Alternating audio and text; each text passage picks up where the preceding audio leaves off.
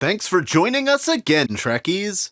This was one of the final votes more than a year ago before I put this series on hiatus, where you chose bridge layouts to rank on this edition of... Yeah, it's the best five, worst five, no one has seen.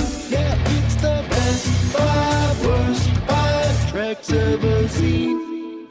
The bridge is probably the first place that pops into most people's minds when you say Star Trek. Across 50-plus years and dozens of classes and variants, we've seen some that are aesthetically wonderful and some that are complete failures of utility. Rankings here are based on a mix of aesthetics and in-universe common sense utility. As usual, starting at 5th worst.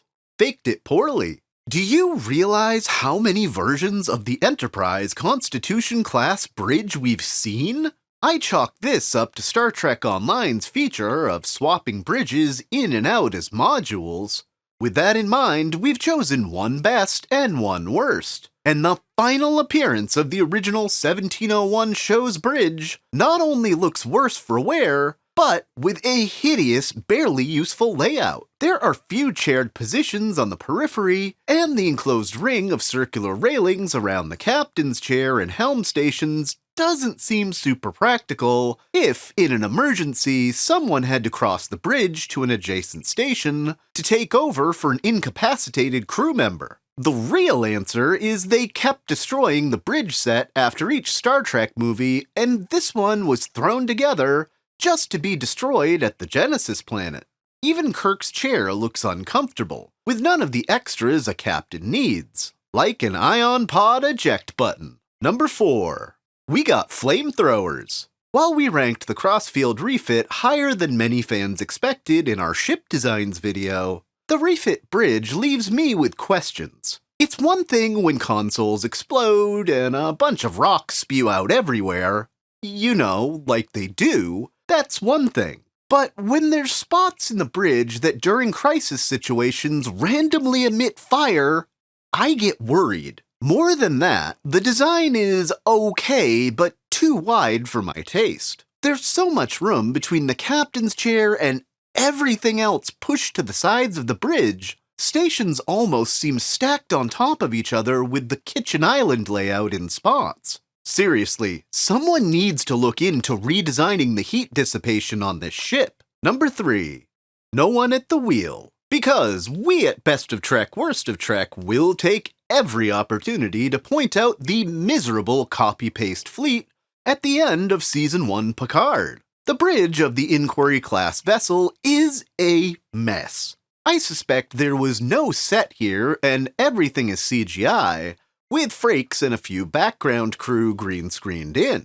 That wouldn't be totally egregious for a throwaway bridge we'll never see again. That would be how you save a few bucks, rather than copying and pasting the same bit of CGI a few hundred times. But you've still got to sell it as a modern Starfleet bridge, and this doesn't happen. While any bridge station has the ability to do any of the jobs, why put 2 forward stations like we've seen in nearly every design across Trek, and not man either one during a standoff with the Romulans? Also, there are no chairs for what would normally be the helm and ops stations, though there's some kind of weird obstruction blocking part of the stairs leading to ops that looks like a non-functional seat. This class was such a failure at every level that when we see a properly done CGI fleet with diverse ships in Seasons 2 and 3, these several hundred vessels aren't the bulk of it. Number 2. Spare parts. We see the bridges of several Nebula-class vessels, both different and neither seems functional. When Data gets his first turn in the command chair, he appears to be captaining a vessel made for a lot of data throughput, as evidenced by the entire back wall of the bridge seemingly being isolinear banks. On a ship this size, you'd think this wouldn't be on the bridge. The next time we see one is during DS9's second sight, and this bridge appears compact, with few meaningful stations, and again, nothing super useful on the wall behind the captain's chair. For an interesting precursor to the Cali class, the Nebula's bridge options are atrocious. The worst Starfleet bridge design? Number 1. Who turned out the lights? Outside of the fact the ship itself makes no sense to be a refit and not a brand new build, the bridge of the Neo-Constitution class Titan A is a mess at nearly every level. The amount of dead space on this bridge is bothersome. 3 barber chairs sitting on risers and everyone else 20 feet away. Though I think the aesthetics matter less if you can barely see through this OSHA violation in the making. The lighting levels during Red Alert, which was nearly the entirety of Season 3, are going to get someone hurt, and as a viewer, it's hard to judge what I can't see. While I do like the new holographic over-traditional display thing that's going on at the stations, the design feels like a thrown-together lack of imagination, and if Star Trek Legacy becomes a thing, I hope we get a new bridge module as we transfer to the best Starfleet bridge designs. If you're enjoying the content, please consider a like and subscribe. Number 5. Well balanced. Possibly ahead of its time, Voyager's Intrepid class bridge is not only sleek and aesthetically pleasing, but probably would have worked well in today's ultra-widescreen format on Star Trek. The previous bridges of Trek lived in a narrow box, meant for the entire thing to be able to be captured in a single camera shot. With a 4x3 format, we literally never see Voyager's entire bridge in a single frame. The space between stations costs it from being higher here, but it's a very functional bridge. The captain and first officer positions finally get a console that gives some meaningful amount of function to those in the big chair. And the ops and tactical positions finally feel like they have enough button real estate to deal with the threats and everyday issues of spaceflight. Number 4. Best of the bunch. With umpteen Constitution-class Enterprise bridges, the award for Best in Show goes to its final form on the Enterprise A during Star Trek VI.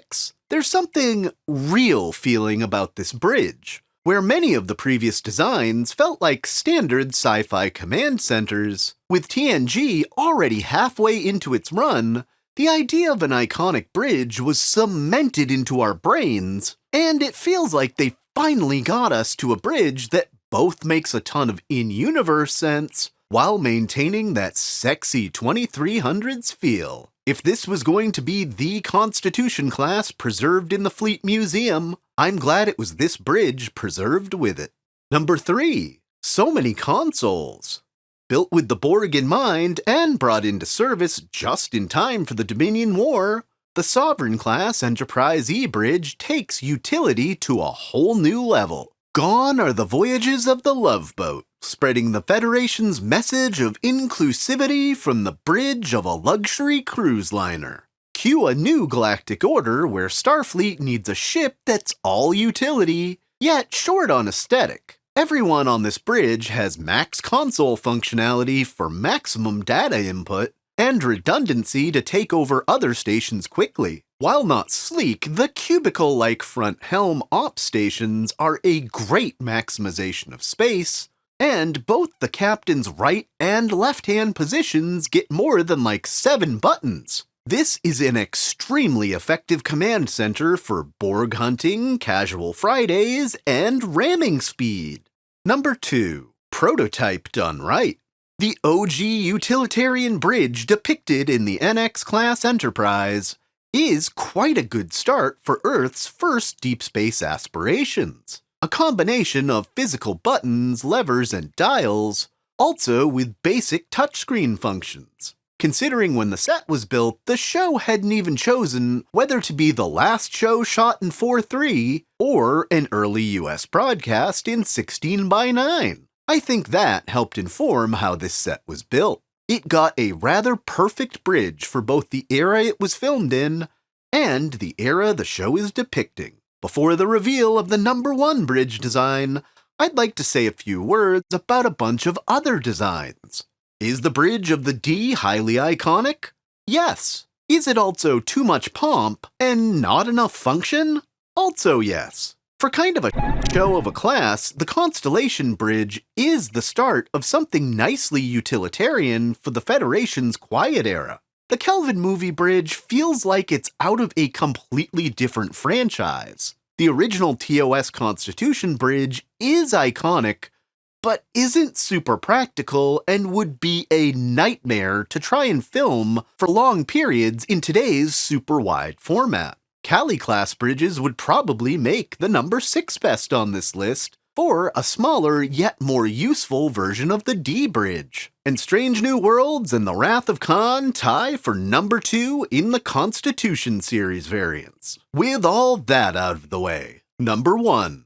Small yet effective. For a ship class whose overall flaws cost it a top spot in those rankings, the Defiant class bridge maintains a level of charm that the Sovereign lacks, while also having a ton of utility. Everyone gets a chair, and every station is easy enough to slide to in a crisis scenario. This is a bridge with a purpose, on a small but powerful first foray for the Federation into a warship. Maybe it's just that this was first captained by the Cisco. What's your favorite Starfleet bridge layout?